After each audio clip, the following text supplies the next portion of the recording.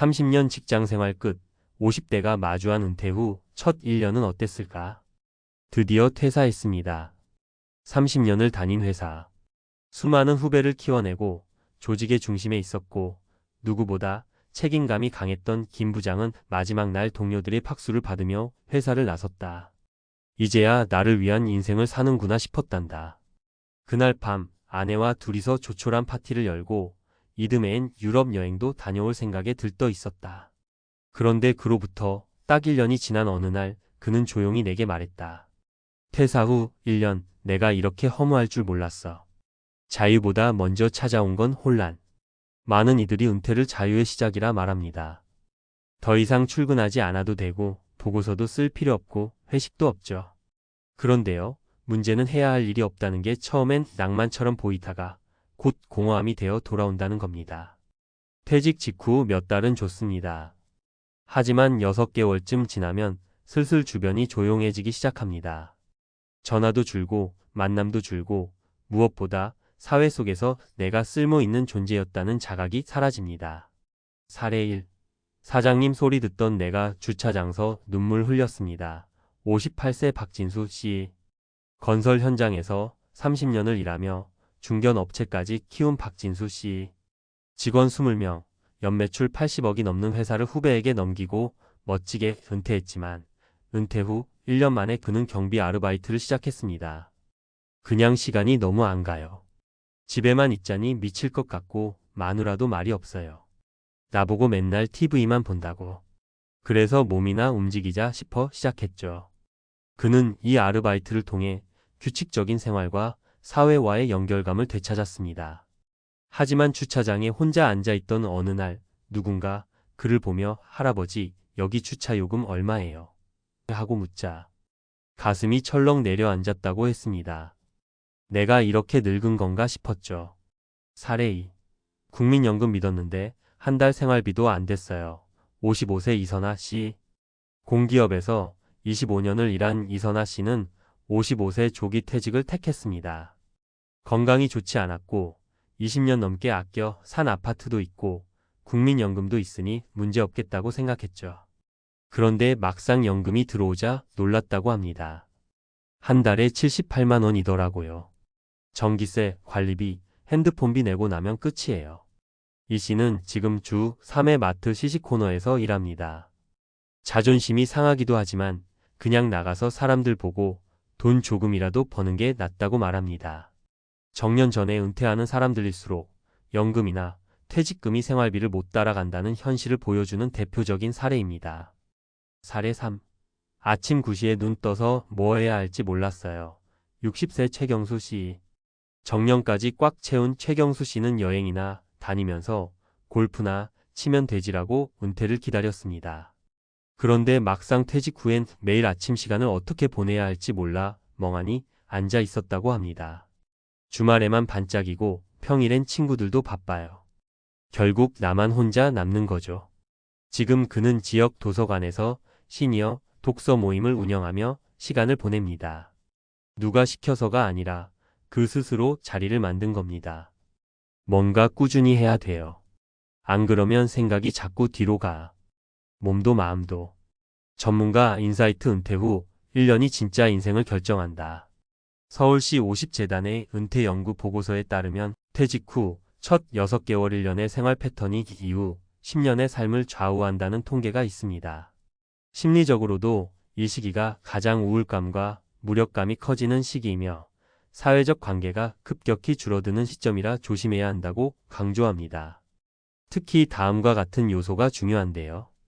일상 루틴 확보 기상, 식사, 외출, 취미 등 일정한 패턴 유지, 사회적 연결 유지 지역 커뮤니티, 동호회, 재취업 활동 등을 통해 사람들과 관계 지속, 재무 점검 예상보다 지출이 커지므로 생활비 계획을 유연하게 조정, 건강관리 시작, 은퇴 후가 건강관리의 시작이라는 인식 필요. 그렇다면 어떻게 준비해야 할까? 은퇴 전부터 시간의 주도권을 연습하자. 퇴직 후 가장 어려운 건 시간이 너무 많다는 겁니다.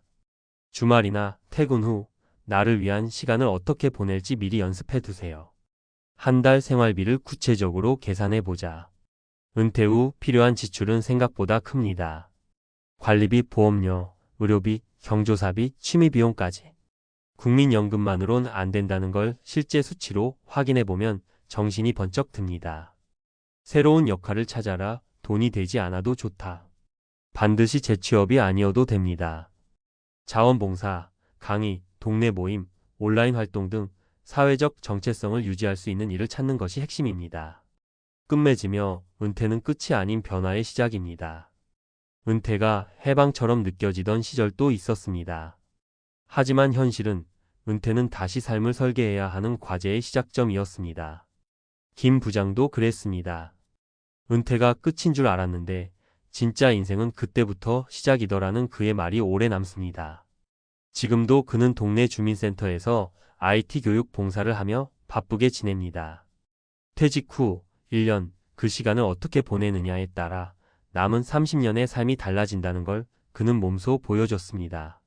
앞서 작성한 퇴직 후 첫 1년의 현실에 이어 이번엔 전문가의 시각에서 보다 구체적이고 실용적인 정보 중심으로 풀어드릴게요. 실제 퇴직자들이 바로 활용할 수 있는 사례 수치 팁 주의사항을 중심으로 정리하되 친근하고 말하듯 설명해 드릴게요. 은퇴 후 첫 1년 뭘 준비해야 덜 흔들릴까?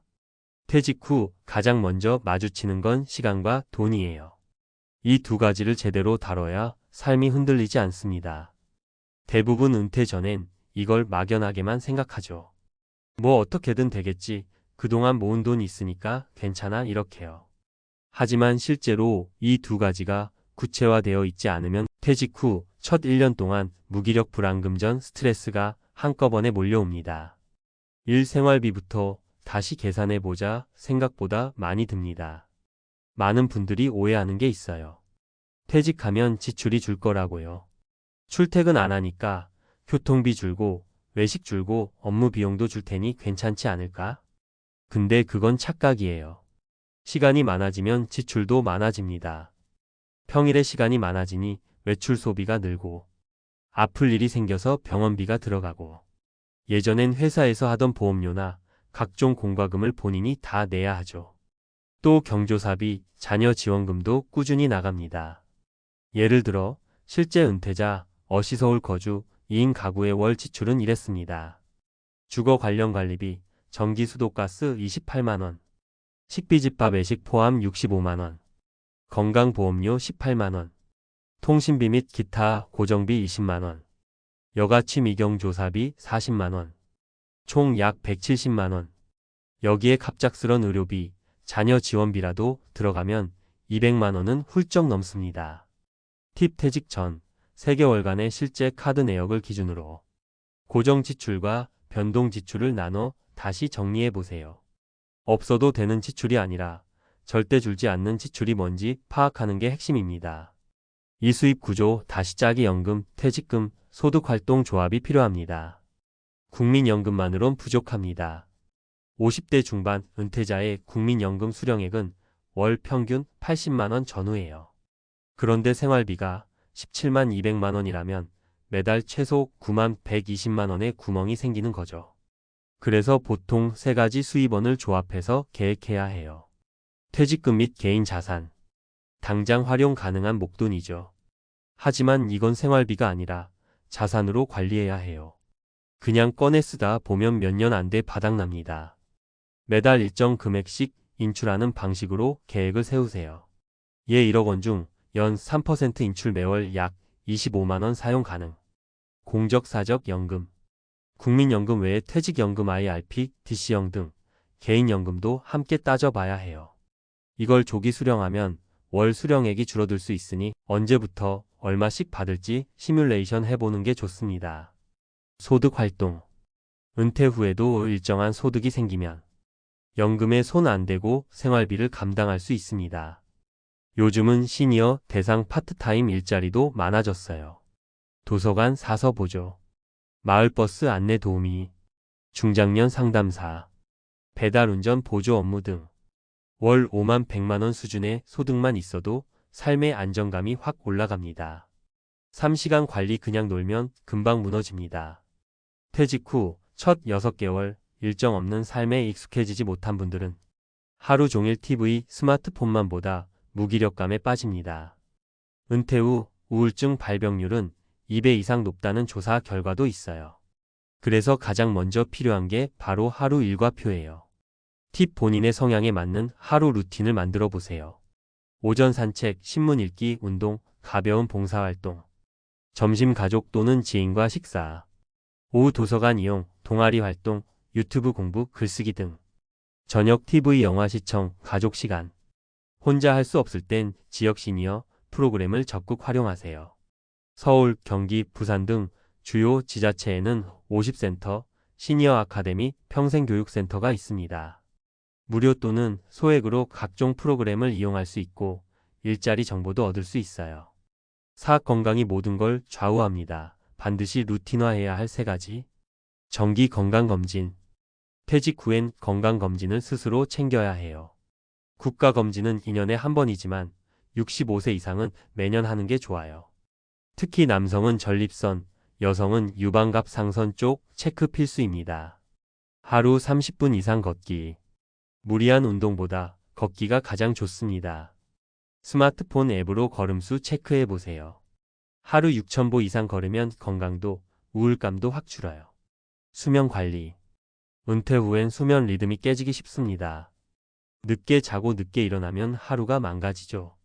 가능하면 일정한 시간에 자고 일어나는 루틴을 유지하세요. 5관계 유지 고립은 은퇴자에게 가장 위험한 적. 은퇴 후 사회적 연결이 끊기면 무기력 우울 건강 악화까지 이어지기 쉽습니다. 가족 친구 외에도 나를 만나주는 사람들이 필요해요. 팁. 지역 커뮤니티에 가입해 보세요. 중장년 밴드, 사진 동호회, 산악회 등. 종교 단체나 자원봉사 활동도 관계 회복에 효과적입니다. 정기적인 만남이 없다면 스스로 일주일에 한 번은 누구라도 만나기라는 원칙을 세워보세요. 관계는 노력 없이 유지되지 않습니다. 퇴직 후엔 수동적 관계가 사라지기 때문에 의도적으로 만들고 지켜야 해요. 마무리하며 퇴직 후 1년 나를 다시 세우는 시간. 30년 일한 인생, 퇴직 후 1년이 가장 어렵습니다. 그 시간을 어떻게 보내느냐에 따라 이후 10년, 아니 남은 인생 전체가 달라질 수 있습니다.